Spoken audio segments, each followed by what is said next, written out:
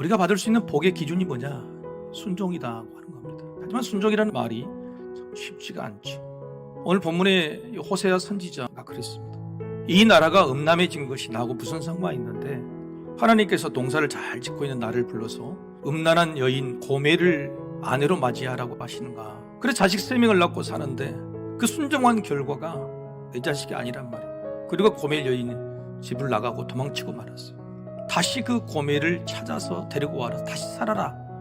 놀랍게 호세아 선지자는 순종을 하죠. 호세아라고 하는 이름이 예수와 같은 뜻이에요. 내가 너희를 너무너무 사랑해서 너희를 위해 내가 대신 죽고 너희 죄를 속량해 주시겠다. 내 아들 예수를 통해서 내가 결정적으로 너에게 실행하마라는 복선을 오늘 호세아서를 통해 주고 있는 겁니다. 호세아 시절에 여기는 북이스라엘입니다. 여로보암 2세라고 하는 왕이 들어서자마자 이 나라가 굉장히 부강하게 됐어요. 잘 먹고 잘 살게 되었어요. 그런데 이것을 하나님께서 자기 신들에게 주신 복이라고 생각한 겁니다. 하지만 그것은 사탄의 유혹이었고 급기야는 우상에 빠지고 만 것이죠. 하지만 하나님께서는 이런 상황 속에서도 포기하지 않고 계속 말씀해 주셨어요. 너희가 그래도 회개하고 돌아오면 용서해 주시겠다라고 하는 겁니다. 호세아 선지자는요, 처음에는 몰랐지만 순종을 하면 할수록 하나님이 어떤 마음으로 우리를 사랑하시는지 용서하시려고 하는지를 알게 됐어요. 그리고 호세아서 마지막에는요, 하나님의 마음은 이런 마음이라고 결론을 내립니다. 나는 인애를 원하고 제사를 원하지 아니하며 번제보다 하나님 아는 것을 원하노라. 번제 예배가요, 하나님을 사랑하는 마음이 빠져있다고 하는 겁니다. 사랑이 도대체 뭘까? 사랑은 아는 것이고 알아주는 것이다. 하나님도 그런 마음이신 거예요.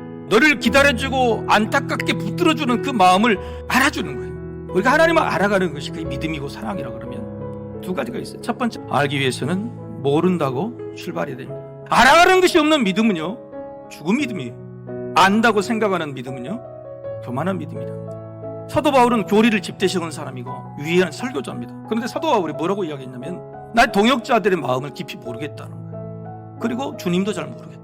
그래서 지금은 아는 것이 희미하게 알고 있는 것뿐이에요. 근데 그때가 되면, 주님을 만나게 되면 나는 확실히 알 수 있을 것 같다.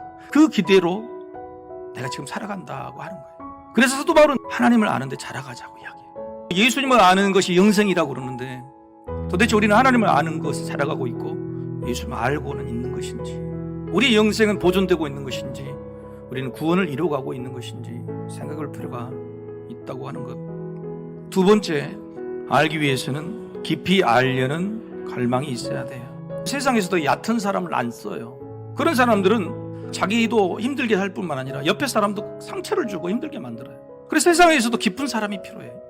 믿음도 깊이가 있어야 돼요. 북이스라엘 백성들에게는요, 우리가 지은 죄가 멸망할 죄구나, 우리는 돌아가도 하나님께 용서받지 못한다고 생각해버렸어요. 하나님을 거기까지 안 거예요. 이스라엘 백성들에게는요, 나름의 죄책감이 있었어요. 죄책감과 양심은 좋은 것이지만 때때로 믿음의 깊이를 방해하고 있어요. 알량한 그 죄책감과 양심이 하나님께 나아가는 것을 막고 있지는 않습니까? 여러분, 하나님을 안다고 생각하지 마십시오. 하나님 우리가 생각한 것 이상으로 깊으시고 용서해 주실 만한 분이, 여러분 그렇게 말하기를 소망합니다. 하나님 몰랐습니다. 그러나 이제 하나님의 마음을 더 깊이 알고 싶습니다. 깊은 마음, 깊은 사랑이 되었을 때 그때 사랑하는 사람에게 깊은 사랑을 줄 수 있습니다. 그런 여러분이 되시기를 주님의 이름으로 축복합니다.